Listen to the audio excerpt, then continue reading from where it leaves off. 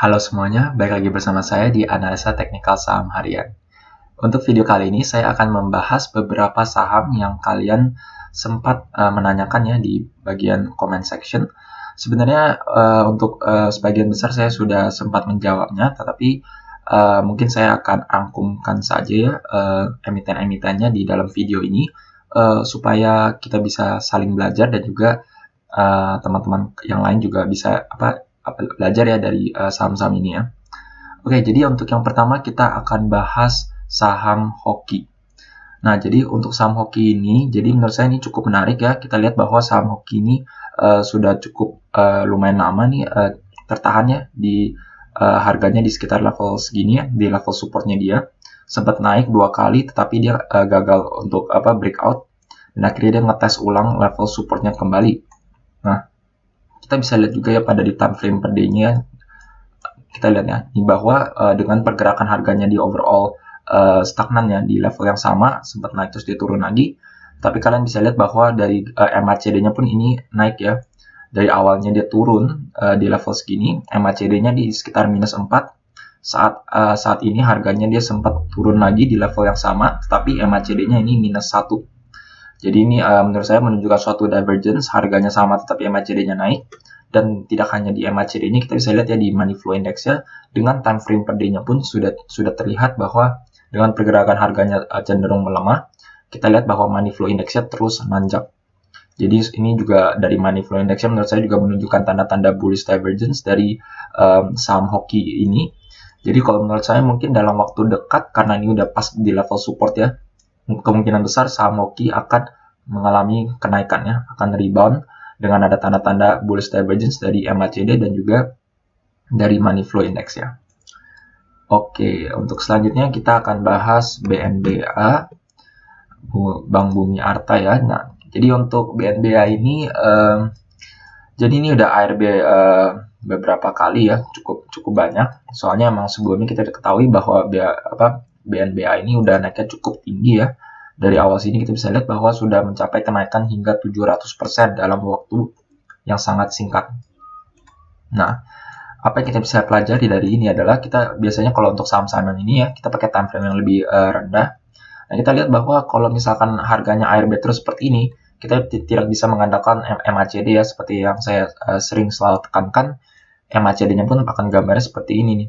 Tandanya kayak ada divergence, tapi ini ARB, harganya turun terus. Soalnya ini harganya ARB. Soalnya pada saat ARB itu MACD-nya pasti akan mengalami kenaikan, sehingga kita tidak bisa mengandalkan dari pergerakan MACD-nya. Nah, sebenarnya kita bisa sedikit mengandalkan dari Money Flow Index-nya ya, tetapi kalau kita lihat di sini dengan harganya yang terus turun, ini Money Flow Index-nya terus tertahan di level zona 0 ya, di level zona 0 terus, tidak ada tanda-tanda divergence sama sekali. Jadi kalau secara teknikalnya pun ini menurut saya saham BNBA ini pun belum ada tanda-tanda dia mau berhenti turun atau bahkan melakukan reversal. Nah, untuk saham-saham seperti ini sangat penting kalau untuk kalian menganalisa pergerakan brokernya ya. Nah, jadi untuk BNBA ini kita lihat bahwa dengan perharinya ya, di hari Jumat ini ada MG dan juga broker KK yang ngeguyur BNBA ini. Nah, mungkin kalau kalian yang sering nonton video saya dan menganalisa saham-saham yang digoreng ya, yang lagi musimnya tuh waktu itu kan bank digital ya, itu broker MG ini mungkin saya sering sebut ya. Nah, jadi broker MG ini sering muncul di saham-saham seperti ini, dan salah satu contohnya ya pada saham ini ya, kita lihat bahwa BNBA saat ini mengalami koreksi ARB dan yang guyur adalah MG. Nah, kita lihat ini MG, dan bukan hanya MG sih, KK juga mengguyur, PD guyur. Ini OD saya kurang terlalu familiar ya sama broker OD ini, maksudnya apakah ini broker bandar atau enggak. Tapi saat ini menurut saya kalau ada MG yang mengguyur, ada KK yang guyur ya, ini bayangin ada 2 broker yang guyur, overall ini hanya 1 yang menampung.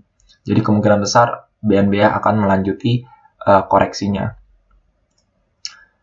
Maaf, sebentar. Nah, ini kita juga lihat dari week-nya ya. Ini bahkan dari week-nya BNBA, kita lihat bahwa yang guyur ini banyak banget. Yang nampung cuman 1-2, cuman YP ini Mirai Asset ya. Jadi ini biasanya kita anggap ini sebagai retail. Jadi ini kita biasa exclude. Bayangin cuma OD yang saat ini masih terus menampung saham BNBA ini. Kita lihat ada SA ya. Ini SA dan juga MG ada juga. Tapi overall ini banyak banget yang ngeguyur saham BNBA. Jadi kalau menurut saya BNBA mungkin kemungkinan besar akan masih lanjut ya mengalami koreksinya sampai ada tanda-tanda broker bandar mulai masuk lagi. Nah, ini kalian ingat ya ada saham broker SA ya. Ntar di saham selanjutnya saya juga akan bahas ini ternyata ada broker SA lagi. Oke, jadi untuk BNBA sekian. Nah, selanjutnya kita akan bahas BKSW. Nah, ini juga sama ya, bank mini juga ya. Jadi ini baru sempat naik dan baru turun ya. Kalau yang ini baru turun. Nah, tetapi kalau ini kita lihat bahwa dari per day-nya pun ini baru turunnya. Jadi money flow index-nya baru terjun. MACD-nya pun juga membaik ya karena harganya ARB. Jadi ini overall menurut saya emang baru awal-awal turun, kemungkinan besar akan melanjuti penurunannya ya. Nah, dari broker summary-nya apa yang kita bisa pelajarin? Nah, kita lihat bahwa dari per day-nya pun siapa yang guyur lagi? Ya jelas ya yang tadi saya seperti di video di emiten yang kita bahas sebelumnya ya, BNBA, MG lagi yang muncul ternyata di saham BKSW ini yang sedang mengguyur sahamnya sehingga menyentuh level ARB. Ini kita lihat bahwa beberapa broker nih yang menampung, ini MG doang yang ngejual. Nah, kita lihat per minggunya ya. Nah, ini kita per minggunya ini bakal lihat nih, ada SA lagi muncul lagi di saham BKSW lagi yang dari minggu lalu ya, dari 1 minggu ya, itu udah menjual nih. Kalau kita lihat per harinya kan SA udah nggak jual ya, jadi kemungkinan besar sebenarnya dari kemarin-kemarin saat harganya pun naik, itu si SA udah mulai ngedistribusi barangnya kepada broker-broker lain nih. Nah, terus kita lihat YU ya, YU nih kalau menurut saya ini saya cukup kenal YU sebagai salah satu broker bandar juga ya. Jadi kita lihat bahwa YU juga udah guyur, SA udah guyur.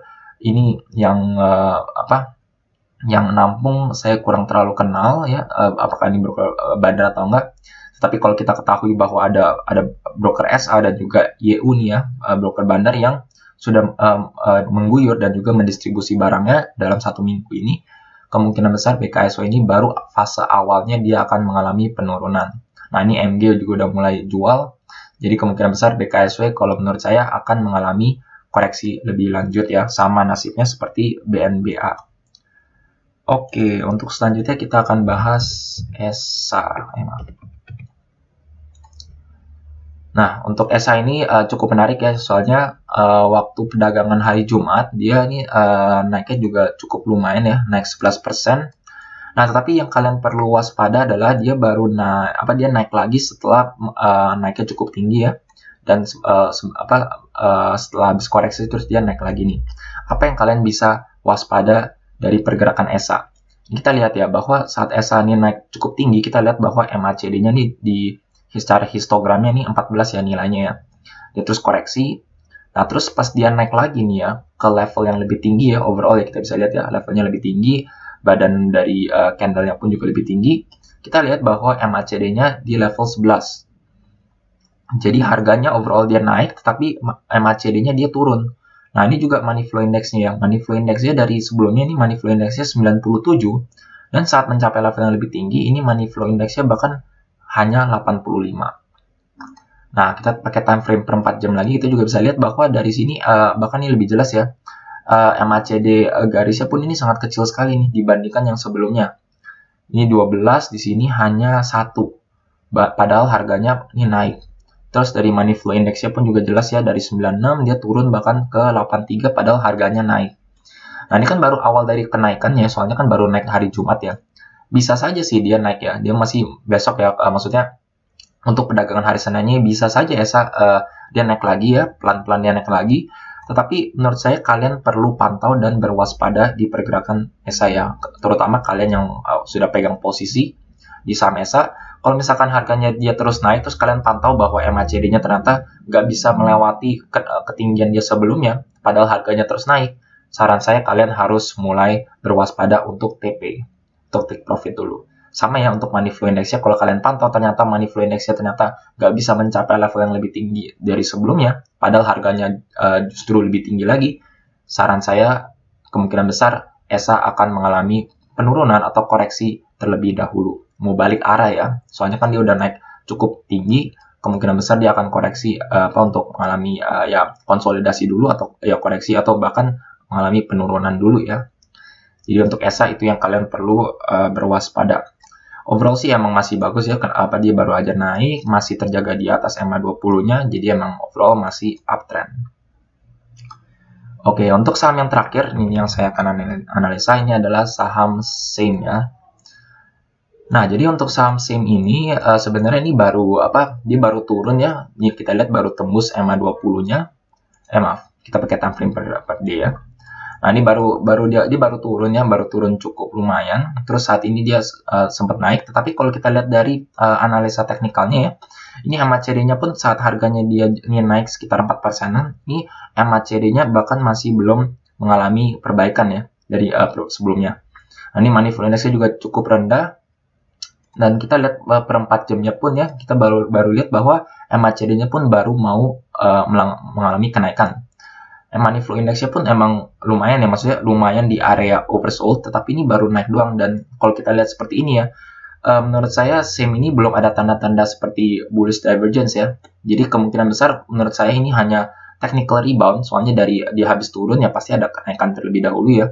Naik dulu, mungkin dia menurut saya SAME ini harus ngetes level resistennya di sini ya, yaitu ketinggian dia sebelumnya di sekitar 476.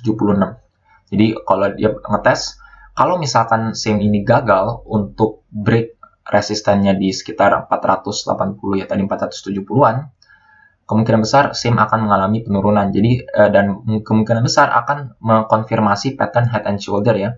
Kita lihat di sini ada nih shoulder-nya, nih kepalanya, terus ini shoulder-nya ini agak panjang, terus dia sekarang ini lagi sedang mengalami technical rebound.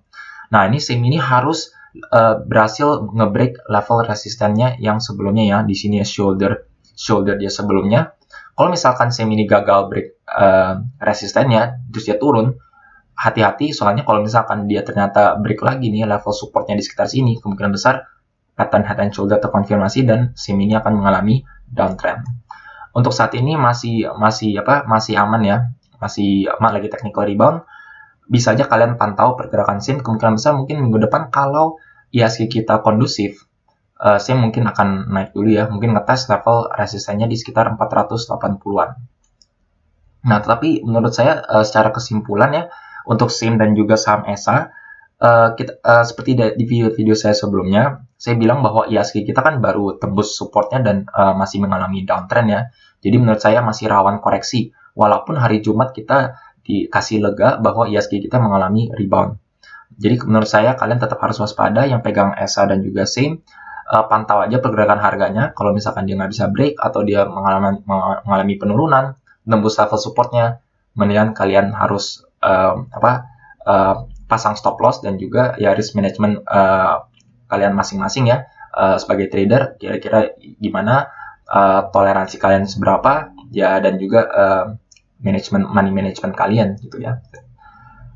Oke, jadi untuk video kali ini sekian saja. Jika kalian merasa video seperti ini bermanfaat untuk kalian, jangan lupa untuk subscribe dan juga pencet tombol bell di sebelahnya supaya kalian selalu terupdate dan ternotifikasi dengan video-video yang saya akan upload setiap harinya.